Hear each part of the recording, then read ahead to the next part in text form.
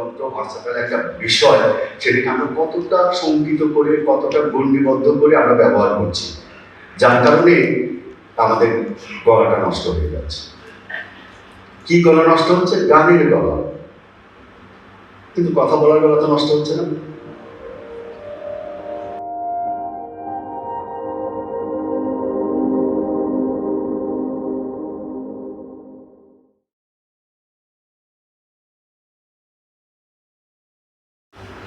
এবার আসছি চর্চার ক্ষেত্রে বিভ্রান্তিকর বিষয়গুলো নিয়ে। আমরা তো সবাই চর্চা করে যাচ্ছি 20 বছর 30 বছর ধরে, কিন্তু গানের গলার কিছু উন্নতি হয়নি, আর কি হয় না। তখন আবার সেই কথা, তোর হবে না বলেছি না, তুই এটুকুই পারবি, এরপরে যাবি না, আমি তো বলেছি তোকে। এটাও মানে এমন একটা ভ্রান্ত কথা। এর প্রথম হলো গান গাওয়ার ক্ষেত্রে আমরা কথাগুলোকে স্বাভাবিক কথার থেকে অন্যরকম করে বলি। স্বাভাবিক কথা বলার ওই আওয়াজে আমরা কথা বলি, আমরা গান গাওয়ার সময় আওয়াজগুলোকে পাল্টে দিই। আওয়াজ এবং শব্দ বা কথা দুটো আলাদা জিনিস, কিন্তু এটা একটু বুঝতে হবে। আওয়াজ দিয়ে কিন্তু আমরা ব্যক্তি বিশেষকে আলাদা করতে পারি, কথা দিয়ে না। কি সংশয় আছে কেন? আওয়াজটা হলো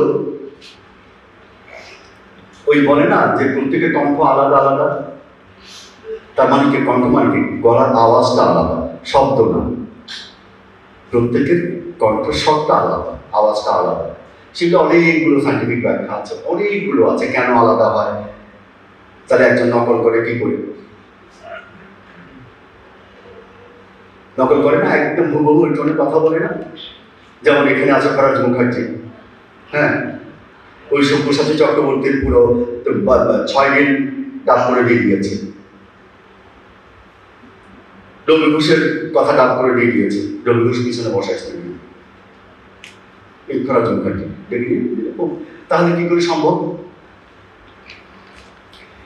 মানে এটা কি করে, এটার ব্যাখ্যাগুলো যে দেওয়াটা কি মুশকিল।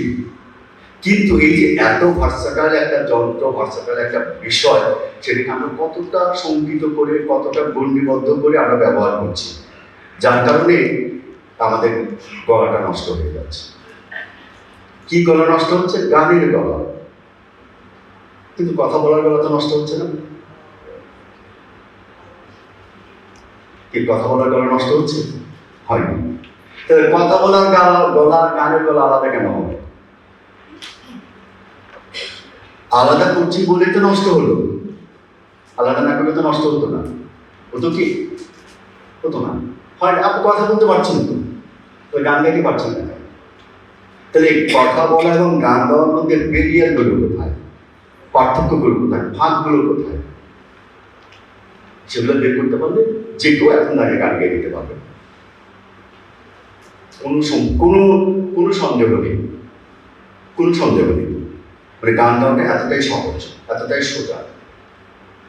আর আমরা আমাদেরকে মানে আমার জন্ম অবধি দেখেছি যে না, এটা অনেক কঠিন কাজ, অনেক কঠিন কাজ। এই যে কথা সাধারণ কথা বলার থেকে গানের কথাকে আলাদা করে উচ্চারণ করাটাই হলো মহাকাল। দারুণ খারাপ একটা জিনিস। তো এই নেতিবাচক কথাগুলো থেকে আপনার বের হবে, নিজের উন্নতি চাইলে বের হবে। তাহলে কি করতে হবে? সাধারণ কথা যেভাবে বলছেন গানের কথাটাকে সেভাবে বলবেন। তো সেটা কি গান হবে নাকি GUN হবে? সেটা গান হবে। সারা পৃথিবীতে সেভাবে গান শেখানো হয়। মাইকেল জ্যাকসন, মেডোনা, নাতালিয়া কোল, স্টিভি ওয়ান্ডার, যে সিলিন ডিওন, ওরা যখন গান করে তখন কি গান মনে হয় না? হয় না? No response. হয়তো ওদের কালচারের মধ্যে তো গান হচ্ছে, ওরা তো এই ট্রেনিং নিয়ে গান করছে, সেই ট্রেনিং। তো প্রত্যেকের এক এক ট্রেনিং নিয়ে গান করে। এ আমাদের উপমহাদেশ ছাড়া পৃথিবীতে সব জায়গায় কিন্তু একই ট্রেনিং, জাপান, কোরিয়া, সব জায়গায়। শুধু আমাদের এই উপমহাদেশে ওটা ঢুকতে পারছে না।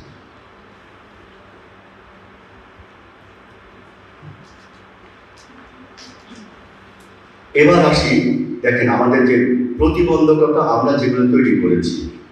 প্রথমটা বললাম যে গান গাওয়ার কথাকে, গান গাওয়ার শব্দগুলোকে আমরা সাধারণ কথা বলার থেকে আলাদা করে উচ্চারণ করি, এটা একটা ব্যাপার। গান গাওয়ার সময় দম আটকে রাখা, গান গাওয়ার সময় দম আটকে রাখি, ছাড়ি, আসলে কি ছাড়ি? একটু প্রশ্ন। তাহলে এই বাধাটা আসবে কেন, কথাটা আসবে কেন? বলতে আপনি বানিয়েছেন, আপনি বলছেন আপনার মনের উপর তাই আসে, আমরা তো শ্বাস আটকে রাখিনি। কিন্তু শ্বাস আটকে রাখি, পুরোপুরি ছাড়ি না। কারণ যখনই আপনি সাধারণ কথা বলা থেকে আওয়াজটাকে অন্যরকম করে বলবেন, তখনই তো আটকে দেবেন। কি জন্য বলছেন? না, গানের কথাগুলোকে একটা সুন্দর করে বলতে হয়। একটা ধারণা যে গানের কথাগুলোকে একটা সুন্দর করে বলতে হয়। তাহলে কথা যেন তেন বলা যায়, গানের কথাকে সুন্দর করে বলতে হবে, হ্যাঁ না? তাহলে কথার আওয়াজ যেটা, এই সুন্দর করে বলতে গিয়ে আওয়াজটাকে চেপে দিচ্ছি। সুন্দর করার ছলে আমি কিন্তু আওয়াজটাকে চেপে দিই। তাহলে কি হলো? যন্ত্রের ব্যবহারটা চেঞ্জ হয়ে যাচ্ছে নাকি? তাই নাকি? কোন রকম সংশয় থাকলে হাত তুলবেন, প্রশ্ন করবেন। এখন যে কোনো রকম সংশয় হোক, সবাই হাত তুলে প্রশ্ন করবেন, তার উত্তর আমি দেব। দম আটকে রাখার আমি দেখাবো কি করে দম আটকে রাখা হয়। বোঝা যাচ্ছে যে আমি শব্দ ভুলে যাচ্ছি, খুব সুন্দর করে বলছি, আসলে সুন্দর করে বলা হয়নি। যখন আপনাদের দুটো জিনিস প্যারালাল করে দেখাবো, যে একটা দম ছাড়া একটা দম আটকে রাখা, তখন পার্থক্যটা বুঝতে পারবেন। এছাড়া বোঝা মুশকিল, কারণ আমি তো ওইভাবে অভ্যস্ত হয়েছি। যে দেখেন, প্রত্যেকেই আমরা যে যেভাবে কথা বলি, আপনি যেভাবে কথা বলেন, ও যেভাবে কথা বলেন, উনি যেভাবে কথা বলেন, আমরা তো ধরে নেই, আমরা মানি এটা যে আমাদের নেচারাল ভয়েস, তাই না? নাকি আর কোনো রকম প্রশ্ন আছে? এটা আমরা সবাই জানি যে এটা আমাদের নেচারাল ভয়েস। আসলে কি নেচারাল ভয়েস? এখানে বড় প্রশ্ন আছে। আসলে এটা নেচারাল ভয়েস না, এটা হ্যাবিচুয়াল ভয়েস। আপনাকে অভ্যাসগত আচরণে আপনি ওইভাবে কথা বলেন, এটা অভ্যাসগত বিষয়, নেচারাল নয়। নেচারাল কি আর অভ্যাসগত কি, এটা নিশ্চয় বোঝেন। কারণ আপনি একটা বাচ্চা যখন কথা বলতে শিখে, সে সারাউন্ডিংসে যারা থাকে, তারা মানে যারা তার সাথে বেশি গল্প করে, কথা বলে, তাদের ওই শব্দগুলোতে প্রভাবিত হয়, আরো বিশেষ কিছু শব্দে প্রভাবিত হয়, যেটা সেই বাচ্চাকে যে বেশি আদর করে তার, আর হলো তার কিছু শ্রুতিতে খুব মজা ধরে নেয়। বিকট কিছু সাউন্ড হয়তো মজার, সে ফিল করে যেটা খুব মজার, সে তখন ওদিকে আকৃষ্ট হয়। ওইভাবে সে নিজের ভাষাকে তৈরি করে, এটা ব্যবহার। ওই যে ভাষাবিদরা বলছেন যে 10 মাইল পর পর ভাষা চেঞ্জ আছে পৃথিবী, 10 মাইল পর পর ভাষা চেঞ্জ আছে। তাহলে কি করে চেঞ্জ হয় এত ভাষা? আমরা তো একই অঞ্চলের লোক, আমাদের শারীরিক কাঠামো, ভোকাল কর্ড, এই সে হাবি দাবি সবকিছু একরকম। তাহলে একরকম হওয়া উচিত, নেচার হলে একরকম হওয়া উচিত না, কিন্তু একরকম তো না, এটা একদমই নেচার, মানে কি বলবো, এটা হ্যাবিচুয়াল, আপনার অভ্যাসগত বিষয়।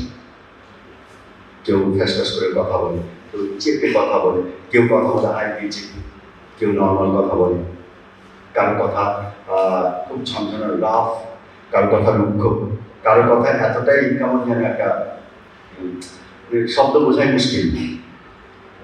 আর বেশিরভাগ ক্ষেত্রে হয় কি জানেন,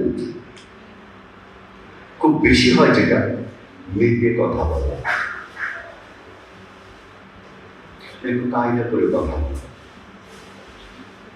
ঘরে বাচ্চার সাথে চিৎকার করে একটা গুণ করে, কিন্তু যেই বিয়ে হয় তখন একটু কায়দা করে কথা বলতে চায়। এটা এটা কিন্তু মারাত্মক একটা ক্ষতির বিষয়, মারাত্মক ক্ষতির বিষয়। কারণ আপনি আপনার এই যন্ত্রটাকে সীমিত করে ফেলছেন। ভোকালটা কিন্তু পিওরলি একটা মিউজিক্যাল ইনস্ট্রুমেন্ট, একদম পিওরলি মিউজিক্যাল ইনস্ট্রুমেন্ট। এই যে এসআর দেখছেন, এসআর যেই থিওরিতে বাজে, বেহালা যেই থিওরিতে বাজে, হারমোনিয়ামটা যেই মেকানিজমে বাজে, আমাদের ভোকালটা একই মেকানিজমে বাজে। এর মধ্যে কোনো কিন্তু নেই, একই মেকানিজমে বাজে। প্রত্যেকটা মিউজিক্যাল ইনস্ট্রুমেন্টের 3টা পার্ট থাকে, 3টা আলাদা মেকানিজম থাকে, আর মানুষের 4টা আছে, একটা বেশি আছে। এইগুলো মানে একটা মানে কাঠামোগত যন্ত্রের সাথে তৈরি করা যন্ত্রের সাথে আরো অনেকগুলো বিষয় নিয়ে পার্থক্য আছে, যেটা মানবগণের বিশেষ কিছু বৈশিষ্ট্য আছে যেগুলো অন্য যে কোনো যন্ত্র থেকে মানুষের কণ্ঠকে আলাদা করেছে। খুব মজার।